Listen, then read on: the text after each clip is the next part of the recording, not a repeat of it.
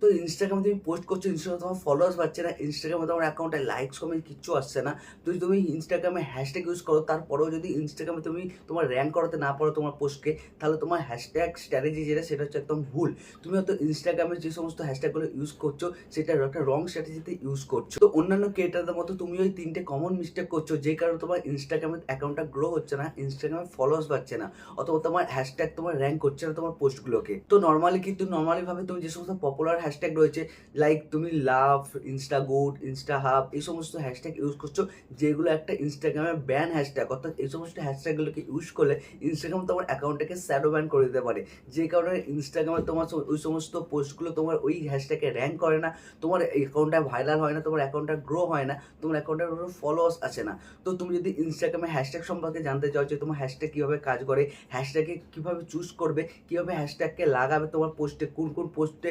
কোন hashtag use করলে তুমি ভাইরাল হতে পারবে, অথবা ইনস্টাগ্রামে তুমি ফলোয়ার্স বাড়াতে পারবে, এছাড়াও ইনস্টাগ্রাম থেকে তুমি টাকা কামাতে পারবে, তাহলে অবশ্যই চ্যানেলটাকে সাবস্ক্রাইব করে রাখো, কারণ আমার নেক্সট ভিডিও আসতে চলেছে ইনস্টাগ্রাম হ্যাশট্যাগের ওপর, যে ইনস্টাগ্রামে হ্যাশট্যাগের খুঁটিনাটি সমস্ত কিছু বিষয় নিয়ে, ইনস্টাগ্রাম হ্যাশট্যাগ কীভাবে কাজ করে, ইনস্টাগ্রাম হ্যাশট্যাগ কোন হ্যাশট্যাগুলোকে ইউজ করলে কোথা থেকে খুঁজে বার করবো, আর কীভাবে কোন হ্যাশট্যাগুলোকে ইউজ করলে অ্যাকাউন্ট গ্রো করবে, ইনস্টাগ্রাম অ্যাকাউন্টটা গ্রো করলে ফলোয়ার্স আসবে, আর সেখান থেকে আমি টাকা ইনকাম করতে পারবো। তো সাবস্ক্রাইব নাও।